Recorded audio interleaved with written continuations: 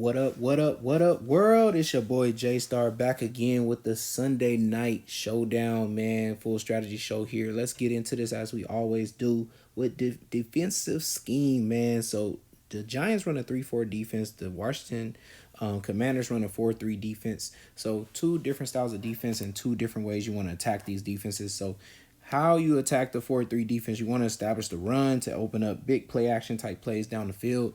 And then against the 3-4 defense, you want to kind of attack through the pass first to kind of back up some of the running linebackers, man. So that way some of the running backs can have a decent day. If not, you can dump it off to some running backs, or attack the middle of the field is the best place to do in a 3-4 defense because there's a lot of zone there being played. So it's a lot of gaps and windows. So tight ends, running backs, slot receivers. Or receivers that tend to kind of run, routes down the middle of the field if an out wide receiver does do that. But so let's get into the fantasy points that is given up by each team here. So it looks like we got the Giants giving up about 15.7 fantasy points to quarterback, running back 23.6 points, and wide receiver 28.9. And it looks like tight end 12.5, and defense only 6.2, and kicker it looks like 9.2. So Commanders are giving up quarterback 17.6, running back 19.1, 34.7 points to wide receivers, tight end 8.2 points, defense 7.1, and kickers is 7.4.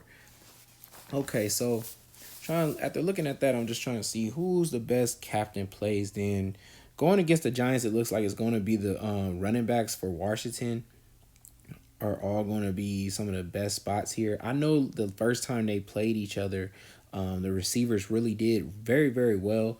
But I would say teams tend to throw more when they're on the road compared to when they're at home. So I would think, they kind of run a little bit more. And since the Giants do give up fantasy points there and they do give up rushing yards and things like that, I would definitely say these running backs is going to be in play for a pretty big game if they do establish the run here. Because yards and touchdowns in the rush is giving up pretty bad against the Giants here. So then I could also say, though, we saw McLaurin do well the last time they played, 27.5 fantasy points there. So definitely have to say he's going to be in play. And I think besides that, we have 14.6 points for Curtis Samuel. So I know Heineke did do well, too, as well, like 18.6 points. But I would say these three will probably be the best captain plays here. Besides that, let's look at just flex options here. I would say Curtis Samuel would be in play. Dotson had 9 targets the last time. Really good game for him. And I would say the kicker, I think, let me see. Hold up.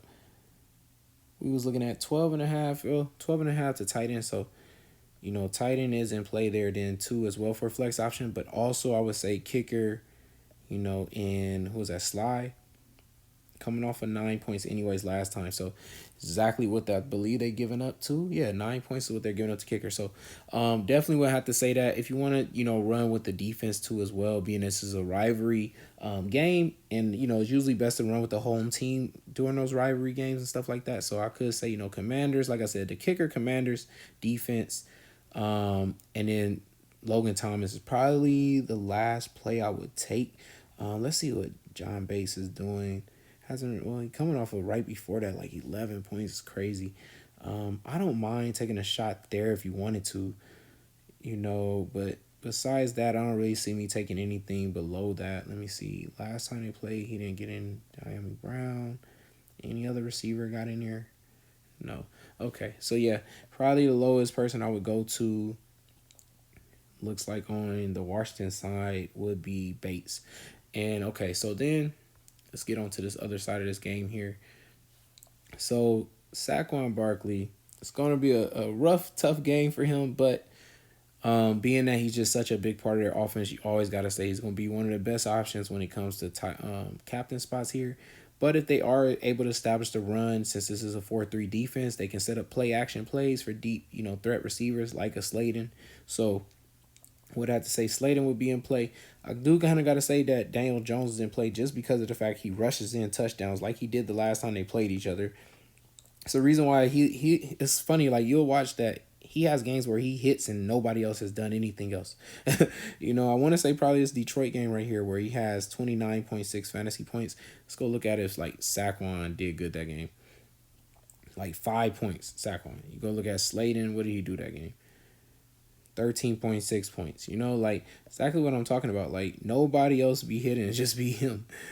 Richie James, Detroit game 13.8. Like it's crazy. Like it's because he rushes into touchdowns and things. So it's like I would say like definitely Daniel Jones possibly could be captain too, just because of the rushing touchdown ability that he has, and he does it just by himself. Doesn't really get anybody else going. I would say these two probably really are the best options. The receivers will be kind of hit and miss because of the fact Daniel Jones his accuracy is not on point with the receivers really. You don't really know if he's going to hit with them or not. So it's kind of hard to say that those are a good captain play. So I would say these two are probably the best ones. When it comes to flex options though, we do want to throw in Slayton in there. We do want to put in, let me see, is Bellinger coming back? Because he played the last time. So we would have to say he's in play. Hodgins, definitely he's going to be in play. And I think with that game, he just had the 15 points. That was against, back-to-back games he did it against the rivalry. So, yeah, definitely Hodgins and Richie James Jr. for sure. Let me see. It was kicker, I believe, or defense. So, Commanders 7 and 7 points both ways for kicker and defense. How did the defense do the last time? So, 8 points. So, yeah, like, definitely Giants defense. Gano, how'd you do last time? 9 points there too as well. So both kickers end up tying amount of points. So definitely the kicker and defense will be in play in this game. But let's see. So now that we went through all that, I don't think there's anybody below them. Let me see if I would thought of anybody I would want, because I know Galladay is not even getting any time on the field. So are they still running DSV or no? Doesn't look like he played at all the last game, and I don't really see anybody else down here. Maybe a Cager. Okay, so Cager would probably be the only person I would take a shot at. Even though I know he didn't even play the last 2 games at least, but possibly, I don't know if the Bellinger, thing, if he's really going to be able to go and everything, but Cager would be the person I would actually run if I had to. But let's see. So now, how do I want to play this? Like, I just got this feeling it's probably going to be a running back. I just don't know for sure which one should I be rolling with. Coming off of 21 touches that last time. So he did actually run the ball and ran well. Just missed the 100-yard bonus and a touchdown. If he would have got that, we're talking about 20 points fantasy. So definitely think I'm going to go with B-Rob there. Since I'm going with B-Rob, I probably won't take Heineke. But I don't mind taking the receiver. I'm just trying to see who do I want to roll with McLaurin again, since he had success the first time. Don't see why he couldn't have it again. And on the other side here, do I want anything to run back yet? I don't think I do. I think I kind of want to have the kicker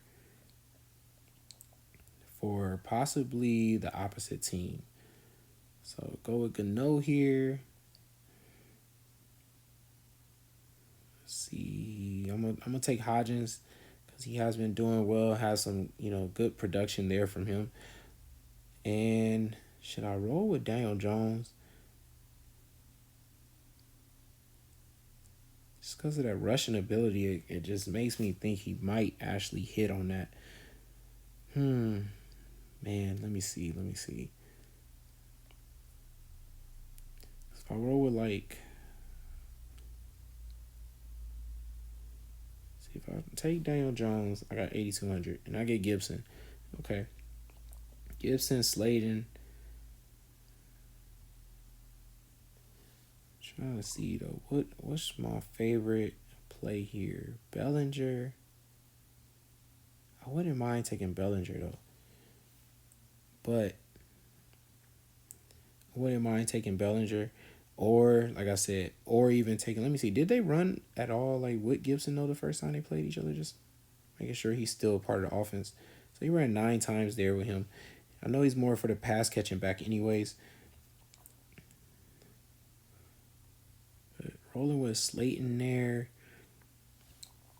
Let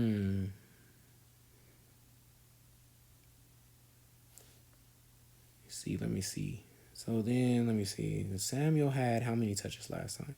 6 touches there for him.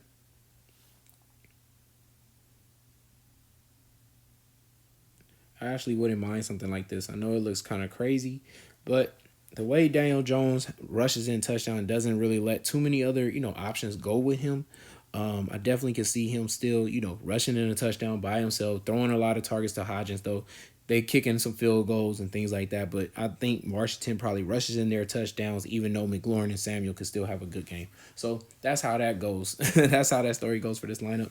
It's your boy Jaystar, man. I hope y'all enjoyed that. Make sure y'all like, comment, and subscribe, and good luck this weekend. I'm out, y'all. Peace.